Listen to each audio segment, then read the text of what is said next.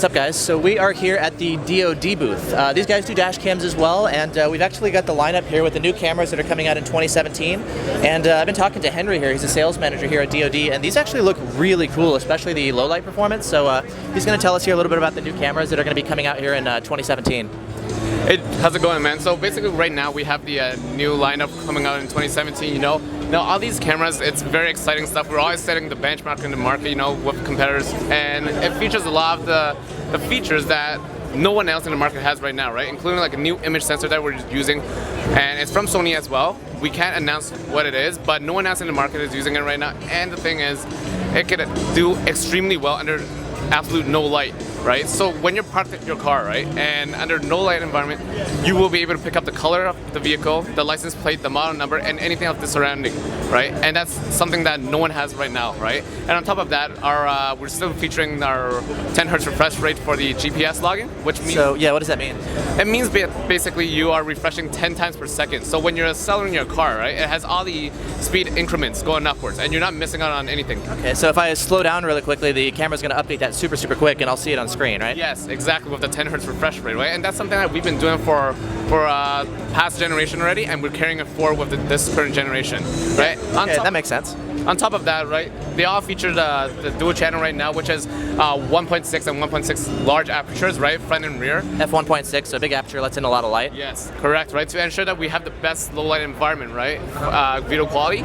And they're also doing 30 frames per second front and rear, both at the same time. Are both cameras 1080p, or? Yes, 1080p, 30 frames per second front and rear, 1.6 each way. That's cool. I've seen a lot that do 720p for the rear, so I like the fact that you're actually doing full 1080p for the rear. That's awesome. So we actually didn't release something like this earlier just because for us, our brand, we want to make sure that everything that we release has 1080p, 30 frames per second, right? We ensure that it has the premium quality that we want, and if it's not up to there, we don't release it out to the market yet, right? And then does this rear one actually plug into the front camera? That's how it's all wired in? And then GPS is integrated into this camera? Correct, right? And this one is actually Wi-Fi capable as well, so you can actually watch it, download it, upload it right off your cell phone, right? Okay, yeah, so you got the app, iPhone, Android, all that, so you can see all your footage and everything, yeah. Correct, right? And the thing is, this one's the same thing, but the only difference, if someone who's not as tech-savvy, right, who wants something that's more straightforward, we have the screen right here, the 3-inch screen that you can do everything on board, right? So it makes it, we cater to all the consumers right now, right? So yeah. Similar idea in terms of features and performance. This one just has the LCD, this one does not, is the idea, right? Okay.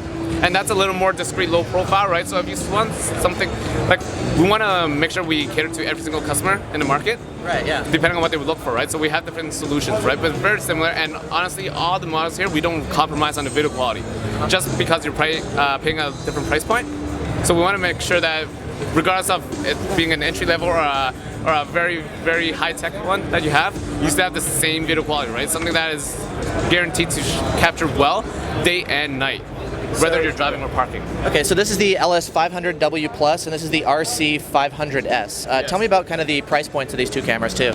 This one you're looking at around 400 USD, right? 399 USD. Yeah. This one we haven't finalized yet, but it's around the same ballpark as well, right? We're still fine-tuning some stuff, right? Because it is being launched January of 2017, so we still have some time to fine-tune a little bit more.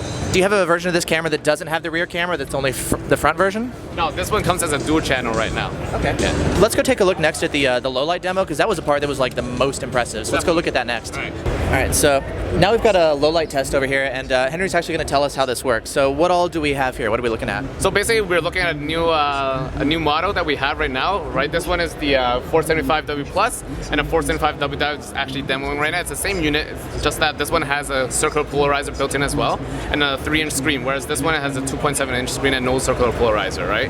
Okay. What about price? How do they compare in terms of price? 229 USD and 269 USD. Okay, basically, so in the 200-ish range, basically smaller screen, CPL. Yeah. And then, so tell me about like this Lowlight stuff. This is one of my favorite things about it. Yeah, definitely. This is exciting things for us too, man. So right here, we have something that's more of a conventional model, right? Anything you can pick up right in the market right now, right? Will look something like this. And inside these two black boxes, you have the same images, right? No light in either of or, right? And if you look here, you can kind of see the image in there, right? It's the same one here.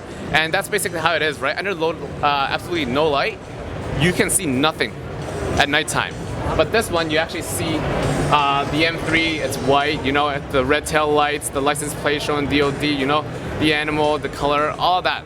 and this is using no light, and it's not using IR technology because it's too expensive for the general consumer to purchase a camera with IR technology. So this is just with a newer Sony image sensor with a bigger sensor, and our chipset and processor helping to push to this limit. Okay, so basically the idea here is you've got a more sensitive camera. It doesn't require headlights and everything to see everything. And so is the main difference the fact that you've got the bigger sensor, so it's more sensitive. You've got ISO 12,800, which is like amazing. Which is the maximum capability of the sensor, you know, and we're also using the 1.6 aperture, right? So large aperture, right? High ISO range, bigger sensor to push this type of effect. Okay, yeah, I mean, that's really impressive. Usually you need like a pretty high-end camera. I mean, that's kind of grainy, but that's incredible as far as what you can achieve. That's like super impressive, yeah. And so the fact is, like, even if your headlights are on, you can see more of the surroundings around your headlights where your headlights are not actually lighting up, right? So basically when headlights are on or daytime, right, you're not going to see any difference, you know, just because daytime with lighting, it's great quality already. The major difference is when there's no light, right? And right now, no one in the market is doing something like this, and we also have the hardwiring kit for it, right? Which gives 24-hour surveillance, right, when you have it in parking mode. And this is something that no one is doing, and we're the first to launch it with this kind of quality. So this is very exciting stuff for us right now. So it's basically like even in parking mode, you've got surveillance effectively where you don't have your headlights on. Correct. So how would that work as far as, because if you're recording for hours and hours and hours, several days, like, you know, is it going to drain your car battery? How long will it take until your card gets filled up? Like, how usable is that feature? Well, basically the card, right, it's on loop recording. Depending on the size of your micro SD, you could use 128 gig or anything like a 32 gig, right? So 128 gig generally gives you around 12 to 14 hours of recording, right? And just keeps looping over the old clips, right?